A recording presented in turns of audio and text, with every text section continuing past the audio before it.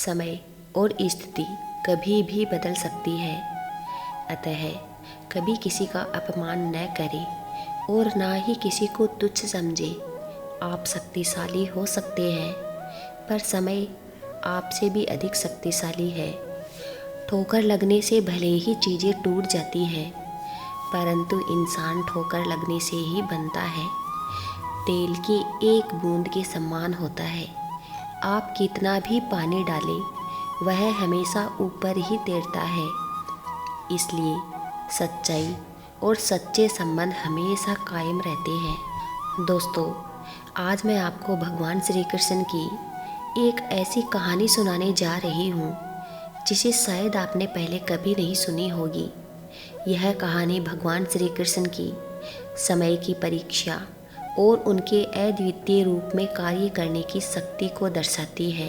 बहुत समय पहले जब भगवान श्री कृष्ण द्वारिका में रहते थे, तब एक नए संकट ने उनका ध्यान आकर्षित किया। यह संकट न केवल उनकी दुनिया के लिए था, बल्कि पूरे ब्रह्मांड के अस्तित्व को भी खतरे में डाल सकता था। एक दिन भगवान श्री कृष्ण अपने महल में ध्यानमग्न थे। तभी एक दिव्य आत्मा उनके सामने प्रकट हुई। यह आत्मा एक ऋषि का रूप लेकर आई और भगवान से बोली, हे भगवान, इस पृथ्वी पर एक अद्भुत घटना हो रही है। काल का पहिया गति करने से रुक गया है और समय के चक्कर में अड़चन आ गई है। यह संकट पूरे ब्रह्मांड में फैलने वाला है। मुझे विश्वास है कि आप इसे ठीक कर सकते हैं। भगवान श्री कृष्ण ने ऋषि की बात सुनी और कहा, समय का चक्कर रुकने की बात सच नहीं हो सकती। अगर ऐसा कुछ हुआ है तो मुझे यह देखना होगा। भगवान श्री कृष्ण ने तुरंत अपने शरणागतों से कहा, मुझे इस संकट का हल ढूंढने के लिए समय का चक्र ठीक करना होगा। मैं इसे अपनी आँखों से देखना चाहता हूँ।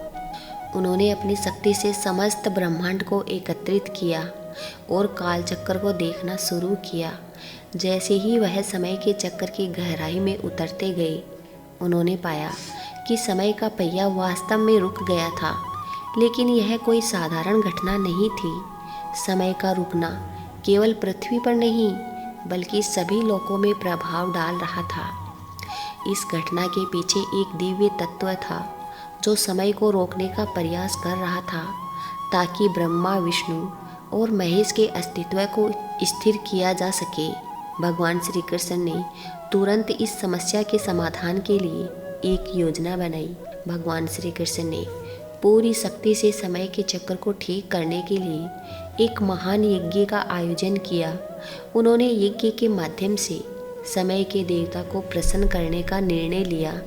यह यज्ञ ब्रह्मांड के सभी लोकों में संपन्न होने वाला यज्ञ था।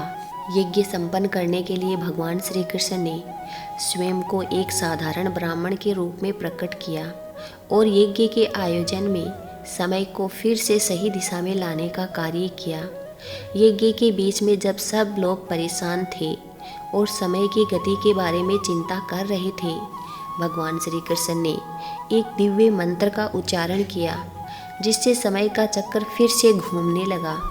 जैसे ही भगवान श्री कृष्ण ने समय के चक्र को सही किया, ब्रह्मांड फिर से अपनी गति पर लौट आया।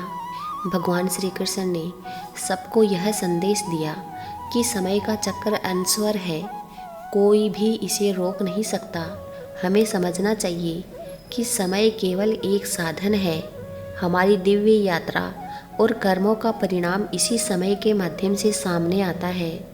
अगर हम समय का सही उपयोग करते हैं तो वह हमारे लिए आशीर्वाद बन जाता है।